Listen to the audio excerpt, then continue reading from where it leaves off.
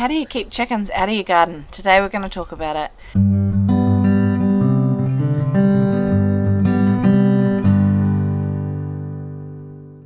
G'day there, I'm Dana from Pewaukaka Valley Homestead, and there is nothing more frustrating than growing a vegetable garden and having chickens ruin it. So today we're going to talk about some different ways that you can use and some different ways that we use to keep the chickens out of the vegetable garden and away from my food. There is some positives and some negatives to free-ranging chickens, and if you're lucky enough to have the amount of land that we actually have the chickens free-ranging, but they're far, far away from our backyard. But I totally understand that not everyone has that ability, and that some people live in town with a smaller backyard, and the fight between letting the chickens out and growing your own food can be very real. One of the things I really recommend is trying to keep your chickens out of your vegetable garden at all costs. The one time that chickens can be really helpful in there is when it is the end of the season and you have plants that need cleaned up. But during the growing season, chickens will just decimate anything that you don't want them to touch. They're chickens. They're not super intelligent. So do you let your chickens free range or not? Personally, if I was in a smaller backyard, I would give them a largish run and keep them off the rest of everything. Chicken poop, they just poop everywhere and it's gross and you don't want to stand in it. So I wouldn't want them on my lawn. I don't really want them on my porch. I don't want them on my patio, and I certainly don't want them in my vegetable garden. As long as the chickens have a big enough run and you're throwing them fresh vegetables and bugs and all those sorts of things every day, every other day, a few times a week, and they're getting a nice healthy balanced diet as well, and they have access to food and water. They have a dust bath. I have a recipe for a dust bath that I'll put a link down below for you. As long as they've got somewhere they can scratch and roam, they're not going to complain that they also can't get in your vegetable garden. Obviously, the best way of keeping chickens out of your garden is to have a decent fence that they can't get through, and that's exactly what we've done. We have a 6-foot fence all the way around our garden, and I've actually thrown bird netting over the top as well, because as much as the chickens annoy me in the garden, blackbirds annoy me just as much. So my garden is actually possum proof and bird proof and chicken proof and dog proof and sometimes child proof. There are a lot of different options for fencing for chickens. What you need to understand is chickens can't see very well, and so wire confuses them. So if you can do just a chicken wire fence, most of them won't work out where the top of it is to be able to jump over it. Some of them will, and then you can combine that with clipping of the wings, and it will, for the most part, keep the chickens out. And that's what we've done on our bank, and we've done that previously in another house as well. And the odd chicken that does manage to get through, we clip their wings, and they usually can't get over it.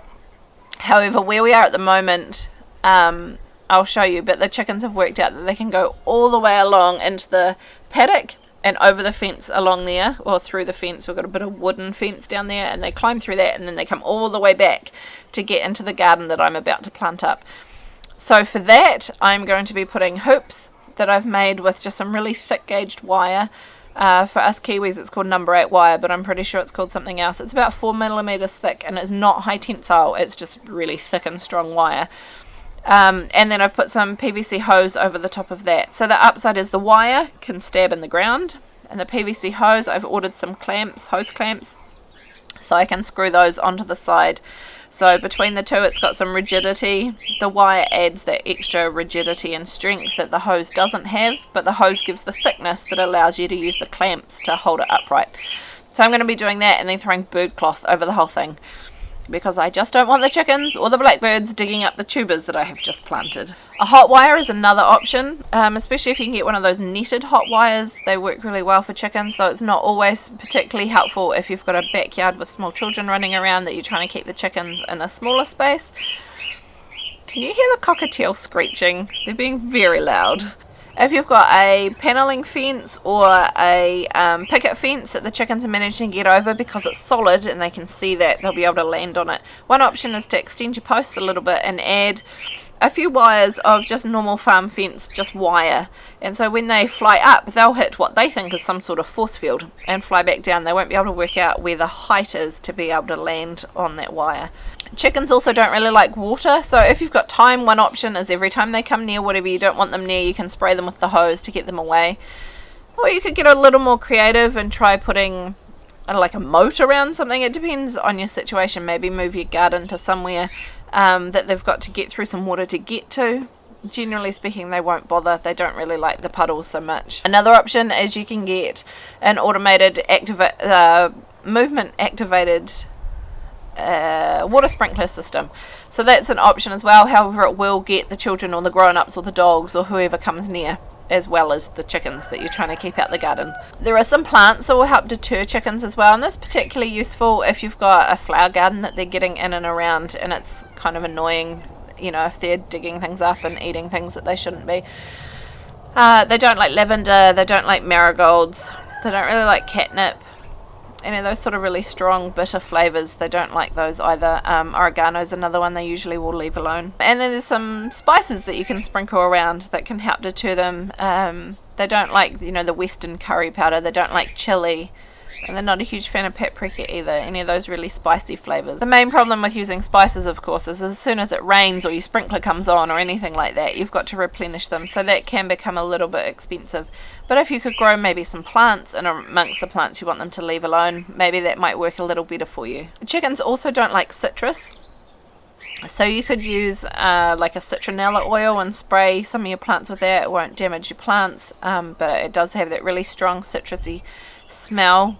I believe that citronella is actually from the lemongrass plant, but I do need to check on that. Another option would be to save up all your orange peels and cut them up finely and sprinkle those everywhere. They don't really like that smell, but you will have to keep replenishing that because the volatile essential oils do sort of dissipate fairly quickly. Fake predators is totally another option that does work quite well with chickens, as long as, 1, they're kind of realistic, 2, ideally they would move, and 3, you change the position and number of them fairly often so that they don't get used to something being there.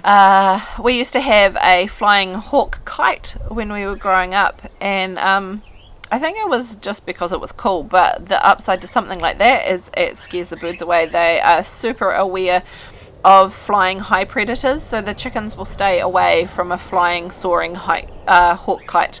You can get toy rubber snakes for really cheap, and despite us not actually having snakes in New Zealand, the chickens do have it in them to be scared of them anyway, in the same way that cats do. So you can get some, don't get the tiny little ones because they'll think they're worms and try and eat them because chickens, but get some of the bigger ones and lie them around and move them around fairly regularly, and generally it can help deter them. Chickens love to dig, and one of the main reasons they're in your garden is to dig and kick around. So if you can cover that soil with something they can't dig through, something like a mesh wire, big stones, don't go for the little gravel because they'll still kick those out, but sort of big, sort of 4, 6, 8 inch stones, if you lay those in under your plants, they're not going to be able to dig in and get under those. And another way around it, of course, is to grow in containers. If your plants are up off the ground, they're less likely to get up in there. But that's, of course, not always going to be super suitable for most plants. You can grow a specific chicken garden that you can just let them have at. Just be aware that they probably will destroy it very quickly, especially if it's full of leafy greens that they're allowed to eat. But if you keep them in a separate cage and then grow a chicken garden that you can harvest from every day and sort of mediate, control how much that they're getting, so you can be giving them a couple of bunches as opposed to the entire garden every day.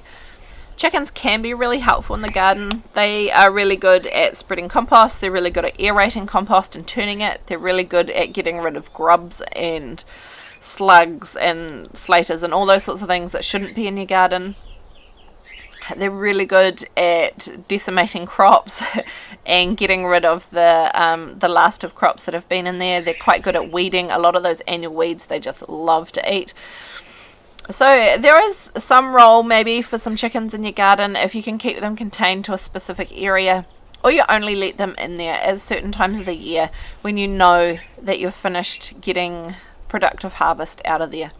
Of course, their manure is really good for the garden as well. So what we choose to do is we keep our chickens separate, we compost their manure, and we add that back into the garden without the chickens being allowed in the garden at all. They get all our garden leftovers or our garden scraps, but I gather them up and take them to them. And if I'm out on a slug hunt, I gather up the slugs into a container and go and take those out to the chickens as well. I try not to let them actually in or near my garden itself. I've got some drip tape that I'm going to run a couple of rows of that along, and then I'm going to put some hoops over and some bird netting to keep these chickens out.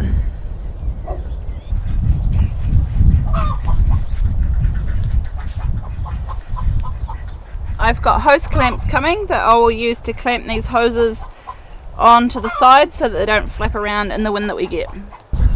I did have great plans of stapling this bird netting to the wooden frame, but my children have stolen my staple gun and I don't know where they've put it. So I've got some of these weed mat pegs and I've just pegged it to the ground for now. So when the hose clamps arrive, I'll pull all this off, hose clamp the hoses up and staple gun the netting to the wood frame so that it's all secure and protected from the birds, the chickens and the wind.